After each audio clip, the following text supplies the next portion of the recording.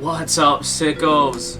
With the rushes done, the dishes cleaned, and the bills settled, it's time to close up shop and serve up PlateUp's sickshockascore. Abby, Emmy, and I had a ton of fun playing this game, and while we kept to our roles, I will cover the 3 basic roles and some of the cool things you can do with upgrades, as well as the food you actually serve to the people.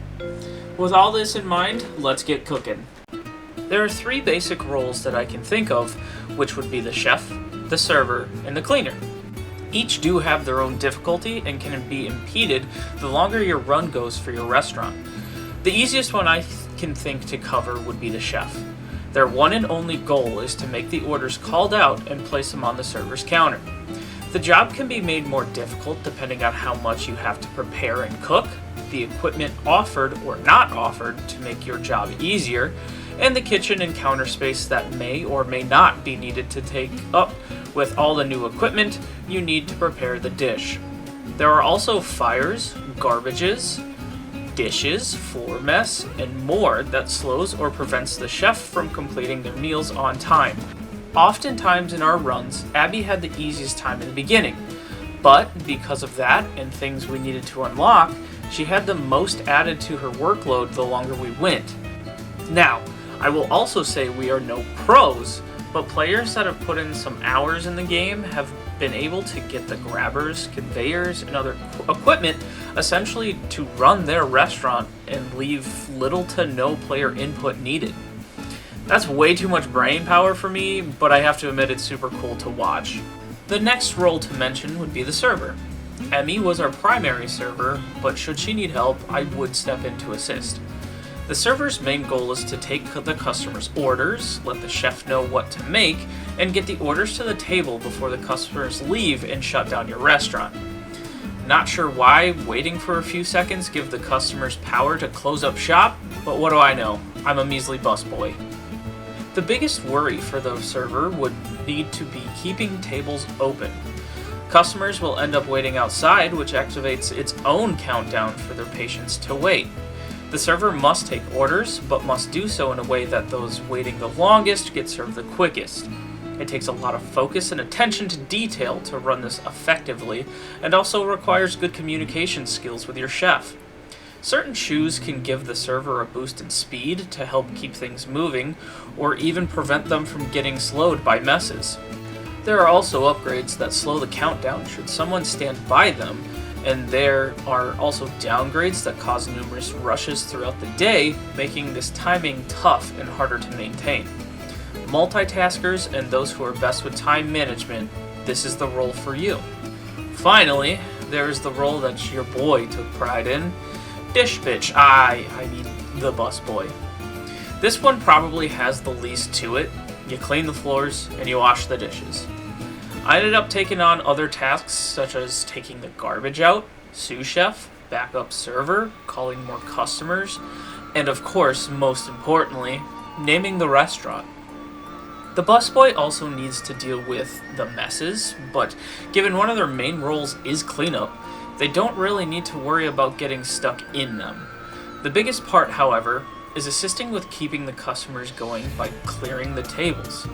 The difficulty here is should there be a large table of guests, you, for whatever reason, may only take 1 plate at a time. And God forbid that you need to clear the plate as well as 2 of those alone fill the trash.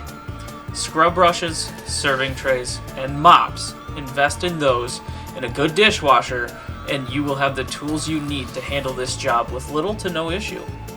Now that we know what our roles are, let's get into what you actually need to run a restaurant. Food. There is a total of 15 different main dishes that all come with their own gimmicks, which I thought was kind of cool. The main courses are as follows: steak, salad, pizza, dumplings, black coffee, burgers, turkey, pies, cakes, or really just bakery items, spaghetti, fish, hot dogs, tacos, stir fry, and breakfast, quote unquote. Each of these also come with their own subcategories that may be added as you advance through the 15 days. This might force the chef to add toppings, cooking styles, different flavors, and so much more.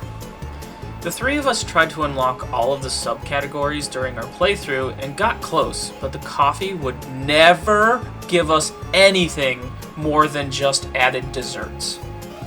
I won't go through them all, but to give some examples, there are different cuts of steak, different taco and pizza toppings, each requiring a different base to serve, adding sides like beans or potatoes. We're adding a new dessert such as pie or ice cream that must be served as well. These are choices given to you a few times throughout the 15 days that will increase the difficulty.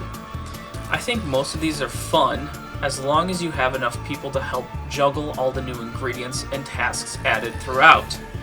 Similarly, to give a few examples of the gimmicks I mentioned earlier, with steak you have to cook it to the customer's liking, such as medium rare, medium, or well done. With coffee, there are no dishes, but the customers dookie their draws every 5 seconds, making the floor impossible to move around without cleaning. And the bakery goods really only dictate flavor. Whether you wish to make cookies, brownies, cupcakes, or cake is essentially up to you. My one gripe with all of this is, why on God's green earth would you ever throw away boiling hot water? Spaghetti? Get your sauce together and pour that noodle water down the drain like the rest of us. I mentioned it earlier, but I get 2 water dumps before I gotta take that trash out. Let's relax a little bit. I love how much choice is given to the players throughout this game. In the beginning, you get to pick the layout, the recipe, and any special add-ons, whether that's equipment you might want to bring in early or a special layout, such as the Witch's Hut. They truly made a game that let the players decide how they want to play and gave us the tools to make that happen. The players must work together and communicate how to survive the day if you even decide to play with others. I'm not saying our way of playing is the right way either.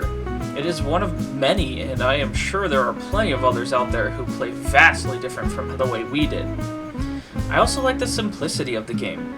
Yes, there are many choices. Yes, there are many tasks, food, and so on. But at the end of the day, you cook, you serve, and you clean.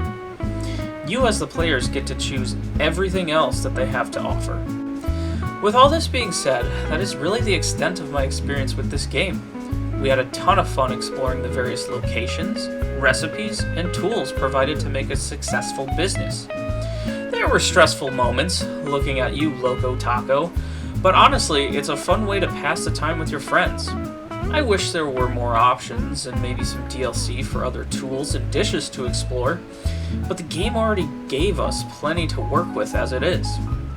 I have to give PlateUp a sickshockascore of 7.5 out of 10, as this was a fun experience with friends, but I'm not sure I would ever attempt this on my own. If you guys are looking for a quick and easy restaurant simulator game, you should keep PlateUp in mind.